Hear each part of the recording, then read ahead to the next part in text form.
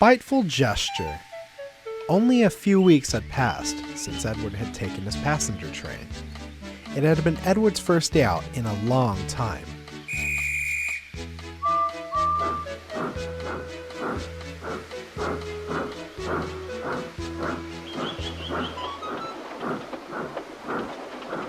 And almost all the engines had given Edward their full support.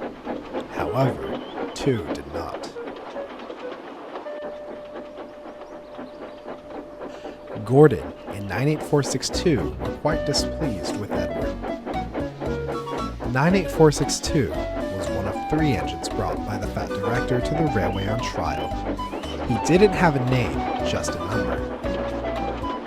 He and Gordon had a great deal in common. They were both rude and cocky. However, unlike Gordon, he never seemed to know when enough was enough.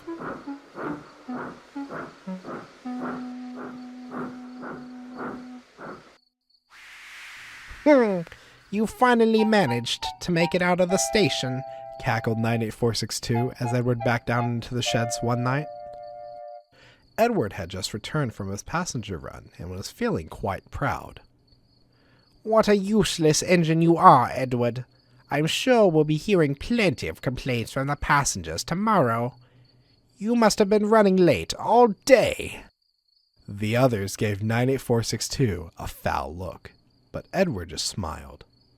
Actually, we were right on time. I'm very happy to be useful again, he chuckled. Edward knew that as long as he did not let 98462's words bother him, the engine wouldn't berate him for long. And soon enough, not getting any sort of reaction out of Edward, the big blue bully drifted off to sleep.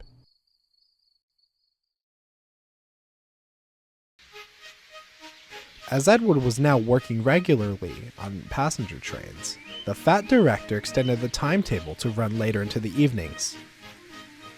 This now meant Edward, Gordon, and 98462 would be running the passenger service all across the island. Edward had his doubts, but was determined to work his hardest.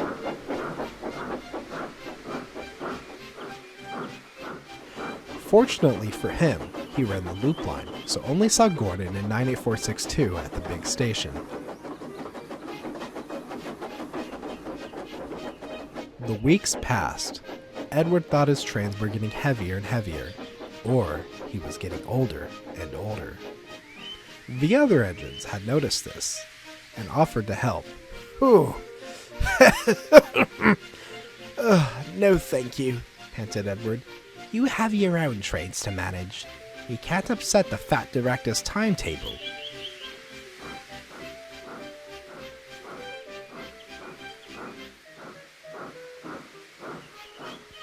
Little did Edward know, 98462 heard everything, and he made a plan.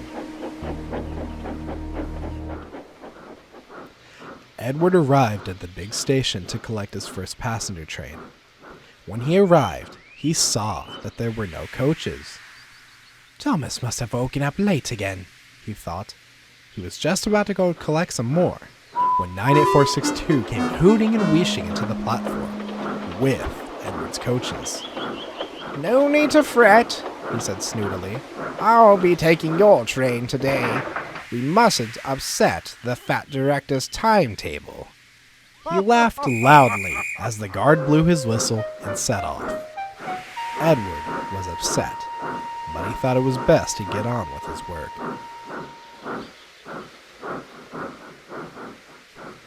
That evening, Edward was backing into his berth, as 98462 was boasting loudly.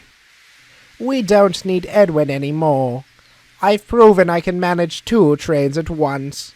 Why keep him around when all he does is get in the way? Edward helped build these rails that you run on, fumed Thomas. Without him, none of us could have a railway to work on. 98462 interjected. He's a thing of the past. Us bigger tender engines are faster, stronger, and more up to date than old iron. Edward finally gave up. He decided to take a stand against 98462.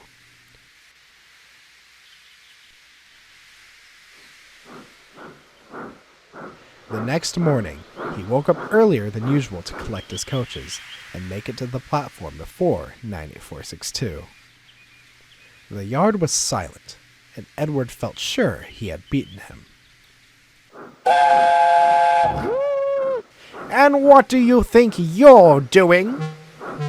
Fussed 98462. Edward tried to sound brave.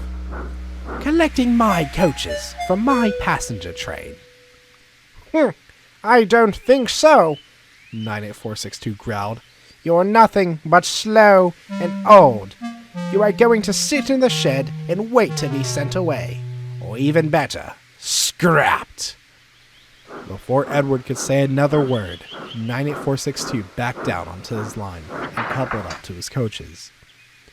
Edward's heart sank, but not for long. And just what do you think you're doing? Bellowed a familiar voice. It was the fat director. Collecting my train, sir, 98462 replied, trying to look innocent as he could. From what I've just seen, that is not the case at all.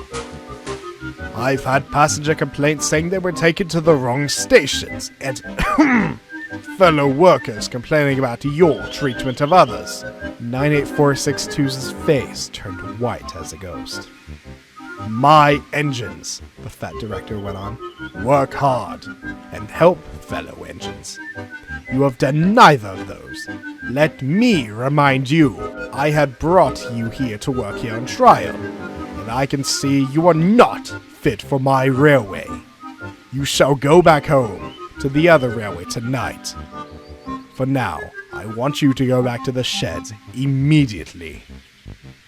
98462 couldn't muster up a response, so he sulked back to the sheds. The fat director turned to Edward. You must understand, Edward, you are one of my engines. You might not think so, but you are not alone on this railway. If you have any troubles, you must come and see me right away. Understand? Edward could see from his warm smile that the fat director was told everything. He looked across the yard and saw Henry and Thomas smiling back. Now, you have a train to pull. Then after that, I want you to have a nice long rest. As he set off, he felt his position on the fat director's railway was secure, and had no more troubles from that day on. That was, until Gordon...